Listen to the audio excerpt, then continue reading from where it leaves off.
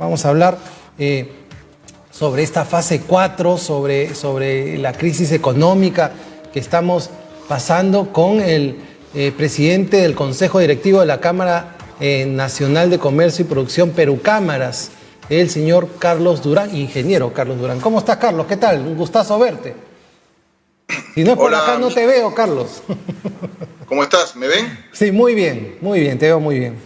Y me da gusto verte bien. Carlos, primero, ¿cómo evalúas la situación económica, esta reactivación que estamos viviendo en paralelo a esta crisis sanitaria?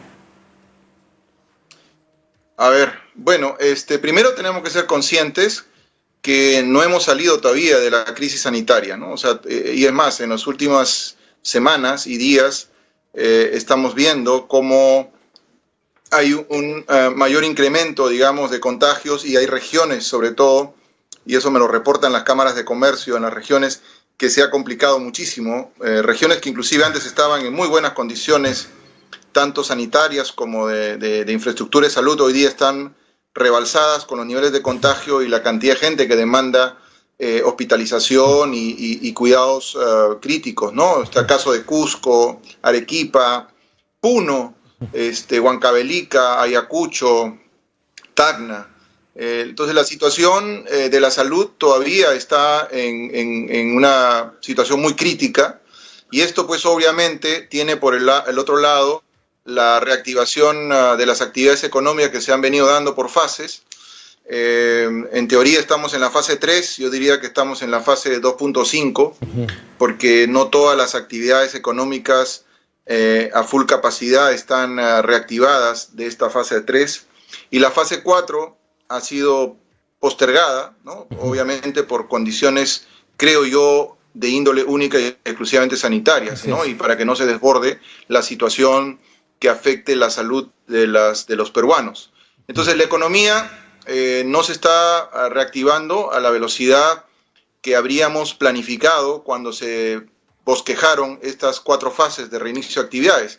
Acuérdate que en marzo caímos 16% en el Producto Bruto Interno, abril fue un mes complicadísimo, más de 40% de caída, en mayo empezamos a recuperar, caímos 33%, junio esperamos estar alrededor de 20%, y bueno, y esto significa que ya pasado el segundo semestre podríamos estar en una caída total de la economía en el 2020, si es que las cosas siguen en este ritmo, en cerca de 12 a 14 puntos del PBI en caída, ¿no? Entonces, no está yendo bien la parte de salud, y tampoco está como se esperaba, digamos, la parte de la actividad económica. Carlos, ahora, este fondo reactiva que con muy buena intención e idea, ¿no? Lo que trataba era de meterle un shock, pues, gubernamental a la empresa privada para que pueda operar, levantarse, pero al final, y ahora se ha visto un Reactiva 2 que ha sido un poco lento, ¿no? Y que se ha enfocado también un poco más en las pymes, pero está un poco lento en esta revisión por la crítica que se hizo a que no había sido muy eficiente en la entrega de recursos, pero al final lo importante es que el dinero entre a la economía y ahí se genere pues esta rueda que empiece a rodar nuevamente. Pero ¿por qué se está demorando en este momento? ¿Por qué no se está ejecutando este fondo de una manera más rápida como se hizo en un primer momento? Y como bien dijo, es importante para que se eche a andar la rueda. Bueno, en primer lugar, Miki, y como bien lo planteas, hay que recordar que el primer impacto de la crisis sanitaria fue el shock de oferta, es decir, una contracción de la oferta producto de la cuarentena, es decir, la obligatoriedad de apagar la economía de todas aquellas actividades que eran consideradas no esenciales, o sea, prácticamente el 85% de la economía apagada, incluyendo motores importantes de nuestro crecimiento económico histórico, es decir, la minería, la construcción, los servicios, incluido turismo, obviamente, apagados por completo. Entonces tuvimos un shock de oferta que generó pues una situación de no ingresos, 0 ingresos para muchas empresas en el país. Entonces, ante esta situación, el gobierno lo que hizo fue un impulso fiscal y monetario sin precedentes, y además creo que uno de los más importantemente en términos de porcentaje del PBI que los países de la región, ¿no? Casi 15 puntos del PBI, para poder aminorar el impacto en las empresas por no tener estos ingresos. Entonces ahí está uno de ellos es el mecanismo de Reactiva, que fue un crédito a muy baja tasa de interés, con buenas condiciones de pago en 3 años, con 1 año de gracia. El Reactiva 1, como cuando se anunció, se pensó que iba a llegar a 350.000 empresas. Y la verdad es que no llegó a más de 71.000 empresas. Y mayoritariamente medianas y grandes empresas se llevaron muy buena parte, digamos, de la tajada del Reactiva 1, y las pequeñas y microempresas en un número de 50.000, si bien es cierto en volumen mayormente, pero en volumen monetario muy poco. Se esperaba que eso ayudara también, como dices tú, a la economía con dinero, en la cadena de pagos. La gran empresa le paga a la mediana le paga a la pequeña, y la pequeña le paga a sus trabajadores, y así sucesivamente.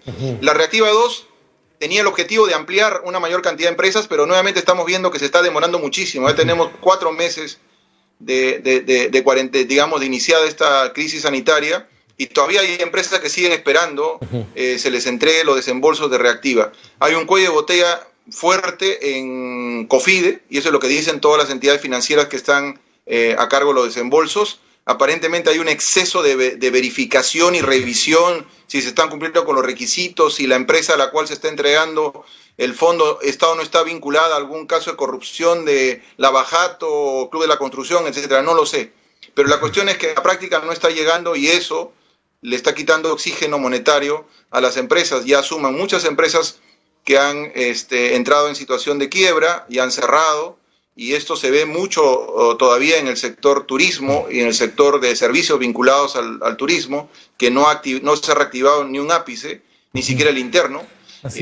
Ya se estima más de 50.000 empresas que hayan cerrado, y eso ha afectado por lo menos a 500.000 de trabajadores vinculados a este sector, ¿no? Ahora, yo creo que hay que ser inteligentes y selectivos también, porque lo importante es que si se tiene un fondo, tenemos 100 de fondos o 1.000 de fondos, tenemos que entregárselo a empresas que estén generando recursos, que estén generando empleo, que estén reinvirtiendo, pero con la pena que me pueda causar empresas del sector turismo, Carlos, no se van a poder levantar de repente en un tiempo, a lo menos que el fondo sea entregado para que hagan una redirección de sus servicios, ¿no? Pero pasa eso,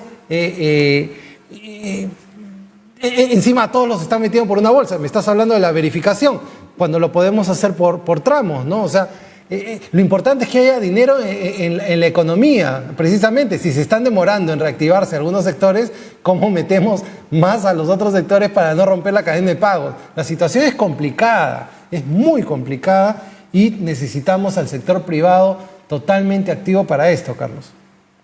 Bueno, en lo que tú dices es totalmente cierto. Estas experiencias de impulso monetario y fiscal para capital de trabajo no es una invención, digamos, a lo peruana. Esto viene inclusive de economistas importantes, premio Nobel. Esto le llaman tirar dinero con helicóptero, ¿no? Esto es como decir a quien le caiga. Acá se ha hecho algunos filtros para tratar digamos, de limitar a quienes le puede llegar y a quienes no. Y es correcto. Durante esta pandemia se ha hecho situaciones similares de impulso económico, de capital de trabajo a las empresas en países en Europa, pero se hace de manera selectiva también. ¿Y cómo hace la parte selectiva? La haces a través de la banca. O sea, la banca califica a quién le toca y a quién no le toca. O sea, tampoco le vas a dar dinero a empresas que sabes que en 2 meses ya va a cerrar. Entonces, es mejor que le des el dinero para que liquide a sus trabajadores, que le des un dinero para que simplemente se demore un poquito más en quebrar. Entonces, la banca cumple una labor de selección, es decir, califica el riesgo, el sector, la empresa, aprueba, y ahí es donde entra la subasta, y ahí es donde debe entrar COFIDE a soltar rápidamente los expedientes. Mira, yo preferiría que se equivoquen y estemos hablando de que le entregaron a 50 empresas o a 60 empresas que no debían haberle entregado, pero ya se libraron 200.000 préstamos y ya están desembolsados. O sea, no podemos parar 200.000 préstamos aprobados por 50 o 100 que son sospechosos de que están vinculados a algún tema de corrupción. Es decir, esto tiene que ver con un aspecto más práctico, pero ahí viene pues el tema regulatorio, viene el tema de la Contraloría, viene el tema de los medios, ¿no? Del señalamiento y del temor que tienen los funcionarios públicos para cometer, aunque sea sin querer, un pequeño error porque los van a crucificar. Y en este momento estamos en una situación tan crítica que tenemos que ser y si no, un poquito le cambiamos más arriesgados. nombre. El Reactive es para unas empresas y lo otro se llama rescate financiero. Rescate financiero pues para otros, ¿no? Y listo, y nadie se molesta. Para el rescate financiero están los mecanismos acelerados de reestructuración empresarial que se ha sacado un dispositivo respectivo. Ahora, yo creo también importante en este momento que quizás el gobierno vuelva a dar un bono a la planilla. Acuérdate que uno de los principales mecanismos que utilizó el gobierno fue un subsidio de 35% a la planilla directa, ¿no? Te lo depositaban en una cuenta, en tu cuenta corriente, la cuenta que tú... Yo creo que este es el momento de que se vuelva a dar este subsidio a la planilla a las empresas que todavía están manteniendo empleo. Así que no se ha presentado su pensión perfecta. Qué interesante y que lo no sea que has un dicho, límite ¿no? de 1.500 soles, porque si tú pones un límite de 1.500 soles, hoy día una empresa formal, trabajadores que ganan 1.500 soles, son muy pocas. La mayoría están por encima de ese monto. Entonces creo que sería importante dar un subsidio a la planilla y eso va directo, rápido, hasta por lo menos 2.500 soles y que sea igual un 35% de esa planilla para compensar a aquellos trabajadores. No es a la empresa, es al trabajador. Así es, porque va al bolsillo del trabajador que necesita para alimentos, necesita para cubrir sus necesidades básicas. Así es. Y obviamente para sentirse más tranquilo y no desesperarse, porque la situación emocional de la gente también se está afectando mucho, no es solamente la parte económica, también la situación emocional. Y tenemos un Congreso que además está complicando las cosas en lo político y el Ejecutivo que le entra al infighting en lo político. Y oye, no estamos ahorita en una situación de campaña electoral sin pandemia. Si estuviésemos sin pandemia, bienvenida el entretenimiento político, la puya y la contrapuya, pero estamos en una situación de crisis donde el Ejecutivo y el Legislativo y la sociedad civil en pleno, incluyendo al sector privado, tienen que estar apostando por un solo frente. Y ese frente es luchar contra una crisis sanitaria que ha acarreado una crisis económica sin precedentes. Entonces, es el momento de hacer un llamado de atención también a los actores políticos. Así es. Por favor, o sea, guárdense sus pullas políticas para más adelante. En este momento no estamos para perder el tiempo. O sea, una no confianza al Ejecutivo, ¿qué ha significado?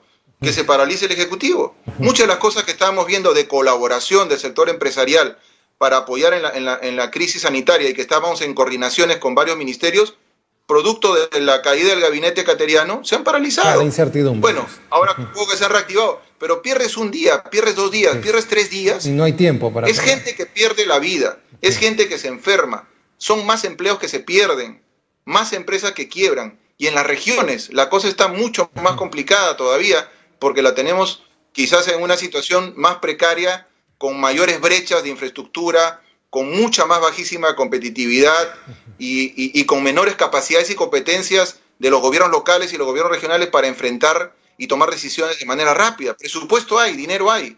El tema es que no se está ejecutando. Por eso es que, Miki, nosotros como gremio también propusimos que se cree el Comando Ejecuta Perú. Así como hay un comando COVID que está peleando contra la pandemia, tiene que haber un comando que ejecute las cosas que se tienen que hacer para mantener viva la economía del país. Porque sin salud no hay economía, pero sin economía tampoco va a haber salud. O sea, es una dicotomía, es un binomio que tienen que trabajarse con la misma énfasis, con la misma preocupación y con la misma urgencia. Así es, así es. Bueno, Carlos, esperemos que las cosas mejoren. Es importante decir estas cosas, que es una crítica constructiva, porque lo que nosotros queremos es tranquilidad política, que no existan trabas para enfocar los esfuerzos a lo que es resolución de la crisis sanitaria, que ya sabemos que no la vamos a detener, pero la podemos encauzar, la podemos controlar. Y segundo, es el tema económico. No tiene por qué haber una separación entre la salud y la economía, porque tienen que ir de la mano. Carlos, yo te agradezco como siempre mucho por la diferencia que tienes de participar en nuestros programas. Muchas gracias y buenas noches. Gracias a ti, Miki, gracias a tu equipo por la invitación en este espacio, a tus órdenes. Y creo que es importante que hablemos claramente, que digamos las cosas como son, porque no podemos perder nuestra capacidad de indignarnos y tampoco podemos perder nuestra capacidad de salir adelante. Tenemos que salir más fortalecidos de esta situación, pero trabajando juntos, no separados. Así es. Muchas gracias. Carlos Durán, presidente de Perú Cámaras, quien ha estado con nosotros.